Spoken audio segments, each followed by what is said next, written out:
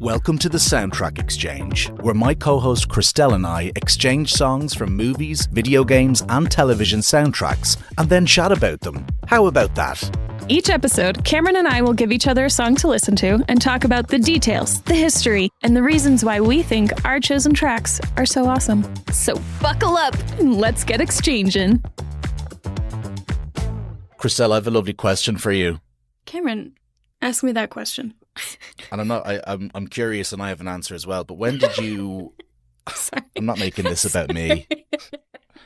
Not to make this about me straight. Kind out of sounds the like gate. you're asking me the question so that you yourself I can answer eventually. Yeah, with a better answer. Tell me, talk to me. No, I just have a normal answer. When did you become self-aware or realize that you knew you could sing well? That wasn't even a joke. No, it just really sounded like I was a computer, and you're like, when did you become self-aware? Like I'm an AI program? as a cyborg. Okay, I'm so sorry. Can you ask me that question again? Sure, but I'm not editing it out. When did you become self-aware enough as a child or realize that you could sing very well? Ooh, that's a really good question. I would say when I was able to realize that I was hitting the right notes and like matching the songs that I would sing What you were listening to on your MP3 player? Discman? Radio? Whatever I was listening to. Yeah. If I didn't sound different. But I still have days where I'll like sing. I know now when my voice feels really good and when I think I sound good. The honey stage. I can be confident enough to know like, wow, I sound really good. But I'll still ask Josh, like, how do I sound? How's it going? But that's different. That's like are you having a good day or a bad day, or is your voice warm or not? Yeah. But like true. When did you cop on that you were like, oh, goddamn, I can sing? I don't know if I'm fully there yet. And that's not me being humble. That's me being insecure. Oh, but okay. I really do think okay. it was when I just knew that I could sing the right notes. Yeah. And I could hear that I wasn't sounding different. Yeah, you're like, I can do this. This isn't flat for me. Yeah. And That's then cool. I would work on like harmonies and stuff like that. There was one time where I was feeling particularly like proud of myself and I was like singing along. And then I was like, Dad, how do I sound? Because I was like practicing harmonies and he was like, I think you need to work on it a little bit. That's a dad comment right there. So that's the like flip side of the question of like when I realized I can't trust myself to know when I'm so good. Although I will say he has very little musical talent, so whether or not I should be taking his opinion into account is like a in all totally honesty, different... what does he know about? Yeah, he's like the least tune. musical person in our family, and our family is fairly musical. When I was in my band, we were chatting to a guy about potentially being our manager. It never worked out, and we weren't good enough. But he didn't have a note in his head, but he knew a good song when he heard it, and he knew what it took to be a successful musician, but just didn't understand theory or notes or harmonies or anything like that. He was just a pure music businessman. Isn't that funny? Interesting. You can still excel in the business and not have a note in your head. It's actually kind of angering. It is. Anyway, do you want to hear my answer, or yes. you haven't really? No, I would love to. Really? Okay. Yeah, that's surprising. Please, Cameron, when did you become self-aware? Sorry, what a great question. I was in primary school, which you call little school. Don't you call it little school? What? No, what age were you? I'll tell you. God, I would have been in first class. So, oh my God, 5th, 5, 6, 7. I was 7. Okay, so elementary school. Elementary school. I was close. Yeah, not little school. And I think I just like impersonated an opera singer, tried to be funny, and I just did a very good vibrato. Oh yeah. And I think I kind of had an inkling but I probably was too shy to accept it, and it took another 10 years after that to sing in front of people. But yeah, I think I was 7, and I was kind of like, because my dad's very good. I would have heard him, and then I lashed out that classroom vibrato, And I said, I sound like Dad, I think. Just a lot more squeakier. Yeah.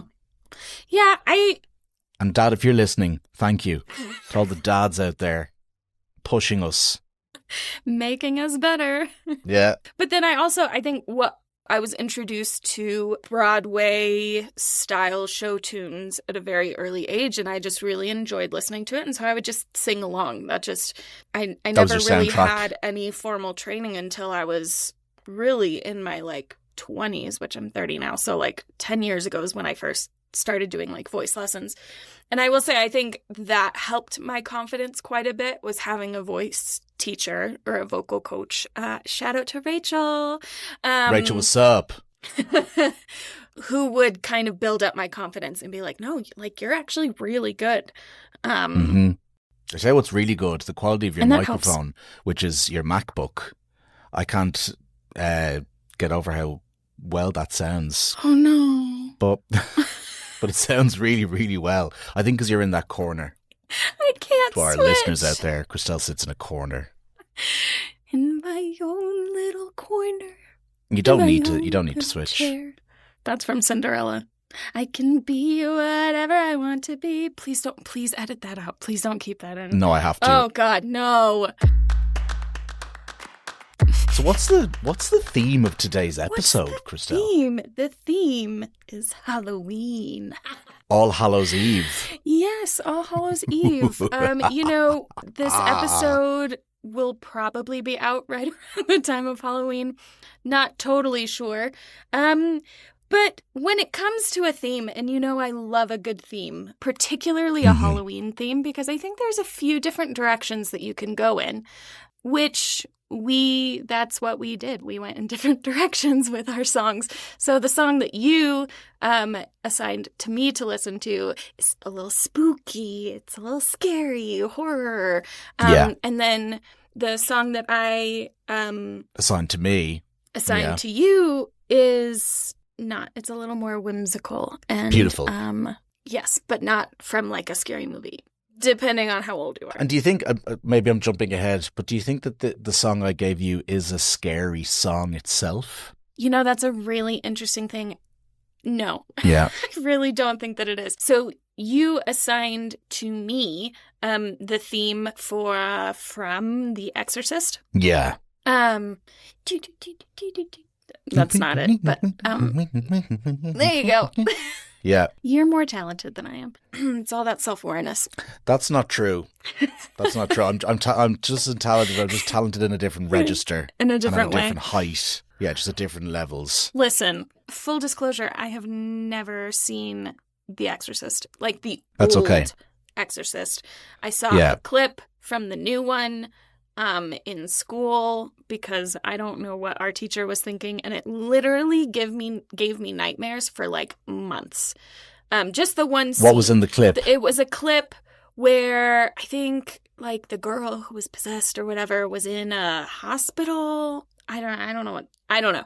And like you see the clock strike 3 o'clock in the morning, and then that's when she starts to get like possessed. And I swear that for like months, anytime I woke up around 3 o'clock, it just really, really stuck with me and freaked me out. Sorry. Did you wake up naturally at 3 and freak out, or did you? Okay, cool. That's weird. Yeah. And were you like, am I possessed? Am I gonna get like not strapped, like held down on my bed the way that she did? So I don't like horror movies. As somebody who grew up in the Christian evangelical church, your girl don't mess with demons. Shout out Jesus. Shout out, folks. Your girl don't mess with demons. Yeah. I don't like serial killer horror movies, like stuff like that. Gore, it doesn't bug me. But demonic stuff, like, no, absolutely not. Heck no, techno. But the track, so with that context in mind that I had never seen it, if you hadn't told me that that was where it was from, I wouldn't have known that it was a horror movie, that it was from like a scary movie. Also, because when I first listened to it, my two thoughts were, oh, this is a classic. Of course, I've heard this before. And then my second thought was, oh, this is in The Master of Disguise. Yeah. Yes. which is not a horror movie. No. Horrible, they say. I've actually never seen it. It's so good. It's like so bad that it's good.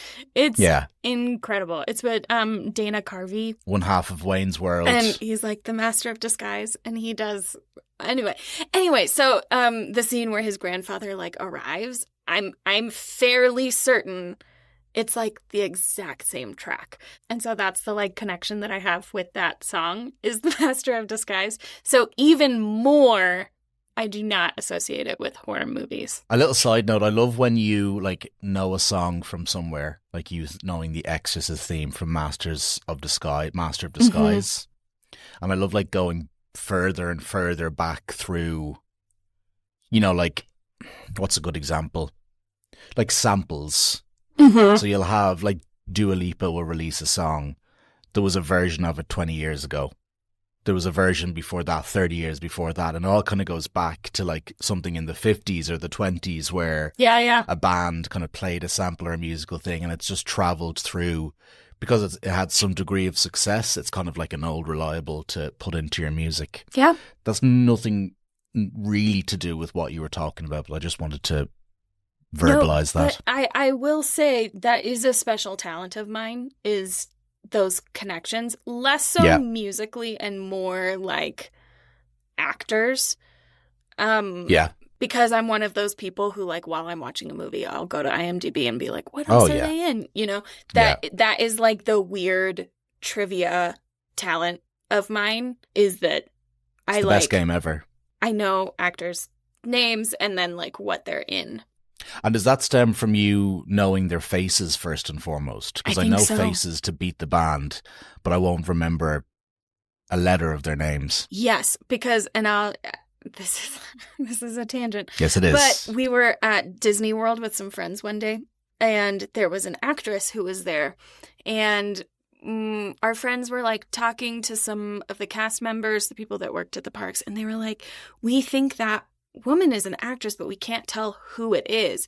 And Josh was like, oh, Chriselle, go walk over there and she'll know. She'll like, Chriselle will know. Yeah. So I literally went over and I was trying to look like I was looking for a table or something, not to be like creeping on this person. Yeah, but fully and I was like, trying to look at her. Oh yeah, that's so-and-so from this movie, which is like it was like an ABC Family movie that like nobody had seen, but it was one of I wouldn't favorites.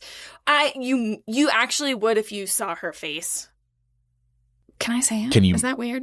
I think no. It's Virginia Williams. I don't know Virginia Williams. You would probably know her from her face. But I was like, oh yeah, she was in The Bridesmaids' Revenge, or that might not be the right title of the movie. Don't know her. Oh, well. But she's very beautiful. Gorgeous. Bridesmaids Revenge? Oh, that's not it. Revenge of the Bridesmaids. Okay. Great movie. Anyway, so that's a special talent of mine. Cool. So you were saying that it wasn't, I think you finished your point on it not being a necessarily scary music, and you wouldn't have known that it was. No, but I could definitely see how it could have been used. Cameron, why did you choose this particular track? And tell me a little bit more of what you know about it. Yeah, well, I think it's interesting that it doesn't necessarily sound too scary off the bat. So the movie The Exorcist, which was directed by a gentleman called William Friedkin. Hope I'm pronouncing that, William, and I'm hoping you're still alive out there. But he basically didn't hire a composer for the movie. He just used samples of songs that he liked. So throughout the entire movie? Throughout the entire movie, yeah. He didn't have a designated music composer. That's really interesting. I think it's a great idea. Yeah, low cost, I guess, probably. You know what sync music is, don't you? No. Chriselle, do you know what's... I'm going to just ask a question and assume that you know. Sync music is music that's used as part of the soundtrack. That's not composed by a composer, and it's not composed brand new for that TV show or video game or movie. So, for example, you could use in a TV show based by Netflix, they will use a song that is maybe not too popular, but it'll be by kind of a semi-unknown band. They'll use that in an episode of You or House of Cards or whatever. Yes, those are shows. That band, yes, they are. And those bands will get paid royalties based on the TV show. And sometimes it can blow up a band. And I think The Fray is a good example. The Grey's Anatomy, Scrubs, Fray situation. Oh, man. And some musicians only write music for sync purposes. And that's their only job, and they make good money. Anyway, that was just a side note there. So the song was written by actually a British musician called Mike Oldfield. Yes. And this song is called Tubular Bells, and I've been listening to it, and it is very, very. If you listen to Tubular Bells, only if you knew the theme music really well, would you be like, I think that's it. Well, it's very mysterious and kind of, and again, my connection with this is this song playing as there's like a film shot of an alley and someone's arriving in a taxi and there's like fog everywhere. Smoke, yeah. And that really is like legitimately what it sounds like. Well, the Tubular Bell song is like, it says progressive rock.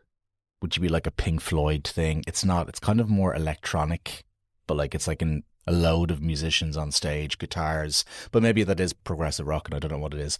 But anyway, that is the thing. It was taken from that. It was kind of jumbled around, and the theme music for The Exorcist is just kind of this piano motif in 15/8 that just repeats all the way through. Oh yeah. Whereas the original Tubular Bells is this big long song with movements, and it's 9 minutes, and it's piano and guitars and drums and synths and everything like that. So I prefer Tubular Bells by Mike Oldfield compared to this song. Oh, like the original, the whole full thing. Yeah, it's just Interesting. Better. But it isn't as iconic as this gentleman's song, Mike. Yeah, I think it's interesting that you chose this song and that you don't totally expect it to be in like a horror film, because I think, we've talked a little bit about like the power of music, the like magic of music. And I think there's a few places where like, especially in film, a few like genres where the music really truly makes the movie. And I think, well, actually, I'm going to say that it's just all film music is like this, but specifically with horror films, I mean, I've watched some of the like Fall of the House of Usher and different stuff on Netflix, which I normally wouldn't watch like a scary movie, but for some reason it felt okay to watch these scary shows, where I would literally have to like mute the TV. Because I can sense that something's about to happen, and I hate jump scares. And so all of the power of the scene is gone. Yes. And that is insane that like one thing turned off can do that. Because if it's just the visual and like it's something popping up and it's scary, but it's in silent, it just looks like you're watching a slideshow. But then if you have just the like big, pops out, Yeah. You're like, that's actually not scary at all. But then you have the music and it's the frightening jump. Yeah, the lead up to it and then the like hit. So it makes it very like sensory. Yeah, so it's actually more the music that's scary. Yes, shall we go on to the song that I assigned to you? I would really like that. Chriselle, what song did you assign to me? I assigned to you the end titles of end credits. And the song that played behind the end credits. On Spotify, it's actually called End Credits, and there's a million other Danny Elf. Oh, sorry, I'm jumping ahead there. But there's a million other end credit songs by the same person. Anyway, go on. Yes, from Nightmare Before Christmas by Danny Elfman. Surprise. Oops. Now that you have brought it up, the end credits from Corpse Bride. Yeah. Incredible. There's two parts. The first part I set as my alarm. Yeah. Because it just is like so beautiful and peaceful. It like just wakes me up really gently. Anyway, that's nice. Great soundtrack. Actually, probably my favorite, more than Nightmare Before Christmas. But what did you think? I really liked it. I thought it was very sweet. It reminded me of the Double Double Toil and Trouble. Something Wicked This Way Comes from The Prisoner of Azkaban. Yes. At the start a little bit. I'm sure there was some influence there. Too. Although it was John Williams, though. I don't know if he's influenced. Maybe he is. I mean, potentially, but, you know, we have also... I can't remember what we've talked about in episodes that are going to go live and what we haven't. But, we've you know, been doing this for so long. We've covered all areas. You know, I think it is not too out of the question to say that the different composers have very distinct styles. You know, you can listen to a soundtrack and know, oh, that's John Williams, of course, or Hans Zimmer, especially. Yeah. Hans. I think in particular Danny Elfman as well. There's a choral aspect to his music that when you're listening to it, and if there's like a choir or choral music in it involved, you're like, oh, Danny Elfman.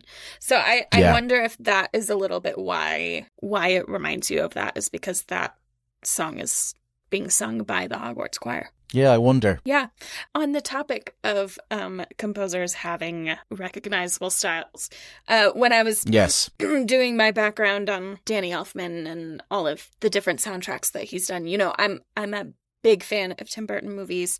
Yeah. And I think a huge reason why is because of Danny Elfman's music. Do you know how many times they've worked together? Off the top of my head, I'm trying to look and see if maybe... Guess what? Neither do I. Oh, okay.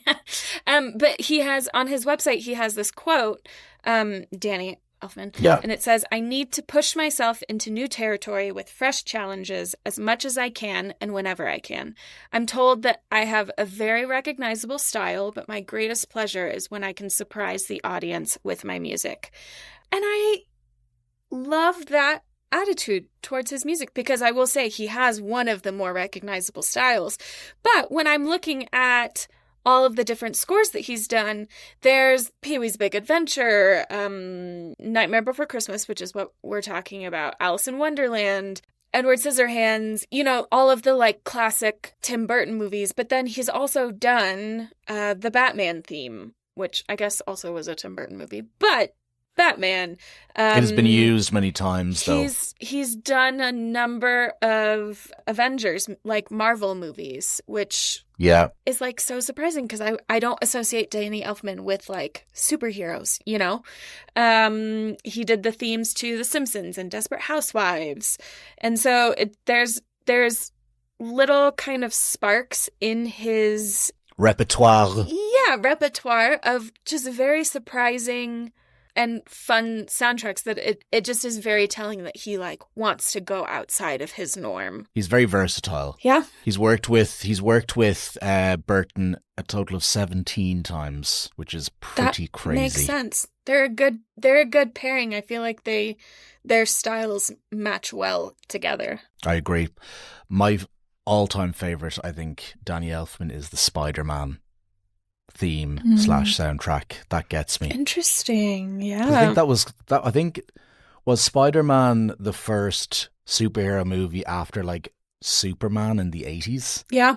With Christopher Reeves? Well, no, because I think there was a bunch of iterations of Batman.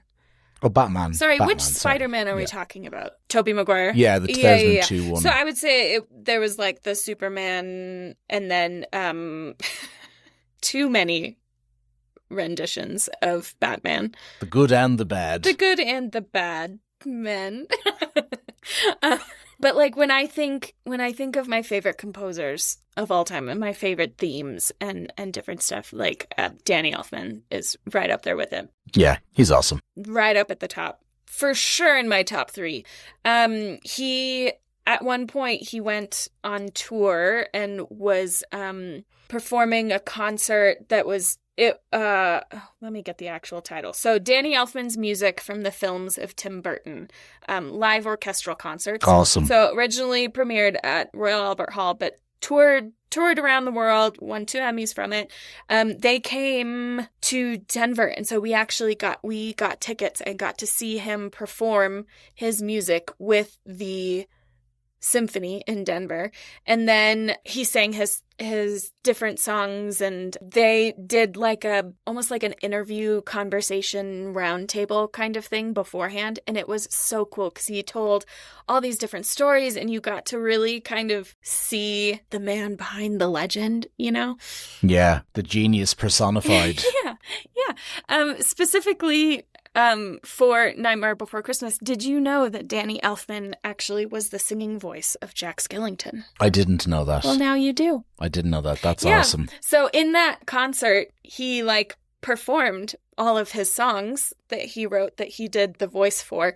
But there was like a special, like not secret performance, but he performed Oogie Boogie's song, which is very like swing casino kind of jazzy, and it was so good. So good. He still got it? Oh my gosh, yes. Because did you know tell me, he was in a I think they're a pretty famous band in the 80s called Oingo Boingo. And I think that's where Tim Burton like discovered him, found him. Yeah, and found him and asked him to do the music for Pee-wee's Adventure. Speaking of which, Paul Rubens, who plays Pee Wee Herman, was a voice in Nightmare Before Christmas. I believe he was Lock or Shock. Lock, Shock, or Barrel. He was one of them. That's very cool. And would you say Danny Elfman is your numero uno film composer? And we don't have to delve into anything else, but I'm just curious because it might open some doors for the future. We should dive into that.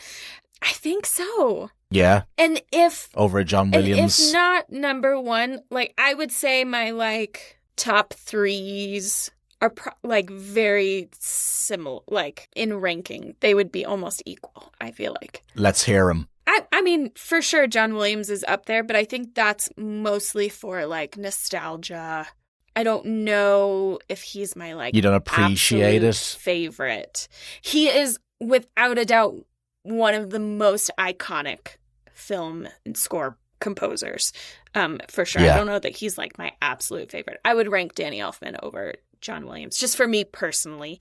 Hans Zimmer is incredible, of course. Yeah. I'm looking forward to being introduced to other and like finding other film composers through different episodes in the future, because I think there's ones that are just so iconic. I know Howard Shore is part of that with Lord of the Rings, but like what else? What else has he done? You know, the ones that I'm not as familiar with, especially like female composers. I would love for us to do like a female composer episode and different stuff. But well, I'll do that next. I think. Well, I have an idea for the next episode's theme. Okay, let's hear it. Just a track that you've been like really obsessed with lately. That's it? Yeah. And maybe unfamiliar. Okay, that's interesting because that'll be something now that I'll just scroll back through my liked songs. I don't know how you organize your Spotify. I imagine it's a right side better than mine. Yeah. But I will just add songs to my liked. Like my only playlist is my liked songs. That's chaos to me. It is chaos, but it's also kind of like a timeline. So I might just like blindly scroll for like 7 seconds and then bam, and I'm in 2019. You know, it's pretty cool like that. But it in terms of organization, it is chaotic. But I will have a scroll back because I listen to film music all the time, and I think that would be an awesome one. Yeah, I have a few that I've been. I'll kind of branch out and listen to like Spotify's like playlists that they make you. Yeah, and there's a few tracks on there that just are. I am a habitual listener in that like I make soundtracks and then, or I'm sorry, I make playlists on Spotify and then that's like what I listen to. Very rarely do I branch out and listen to like new music. Yeah, I'm bad for that too. So it takes me a while to get introduced to new things, but I've been trying to branch out a little more, and I've been listening to some different like specific movie playlists. Okay. And there's like a few tracks on there that I'm like, wow, where has this been all my life? Oh, I have a really good one, I think. And I really just like want to share. I want to share that. Specifically one in particular. I want to share with you because I want you to like also. But what if I absolutely hate it? I don't know if you will. I really hope that you don't. What if I'm like, what is this? Is the worst. Why would you like this? I never do that. I'll just lie to you. No, I'm sure I love it. Also, by the time this comes out, if any of you guys listening out there have any ideas of episodes that you want us to do, email it in at... Drop us a line. The email address. DM us on Instagram. DM on Instagram, or the email address in the show notes / podcast description. Only podcast description, because this is video only. Oh, all of that last sentence. My God. Are you a podcasting professional? No, clearly not. You'd never know. Guys, we do this for a living. We literally make podcasts for a living. Not this one. Maybe one day. This was a good episode. This was a good episode. And I think, full disclosure, we had to re-record this one because we went off on too many tangents. Yeah. And as professional podcast producers, it's good to... And Cameron was in a mood. Fine-tune our craft. I might have been in a mood. I wasn't aware. But I did a lot of moaning. So maybe that's... And maybe one day we will release that episode. I really don't think we should, because it really went off the rails. It did go off the rails. Didn't we record for like an hour? Yeah, 53 minutes. Golly, I think it was. Yeah. Too long. Hopefully this episode will be shorter. And let's leave it there. What's our title? Okay, bye. Okay, bye. Wait. Thanks for listening to the Soundtrack Exchange. If you want to listen to the tracks discussed this week or any previously released episode, check out the playlist linked in the show notes. And if you enjoy this podcast, share it with someone you know and leave a review. Also, if you have some soundtrack themes and topics that Christelle and I should explore, feel free to email us with your suggestions. If it's chosen, we'll be sure to give you a shout out. Until next time, we out!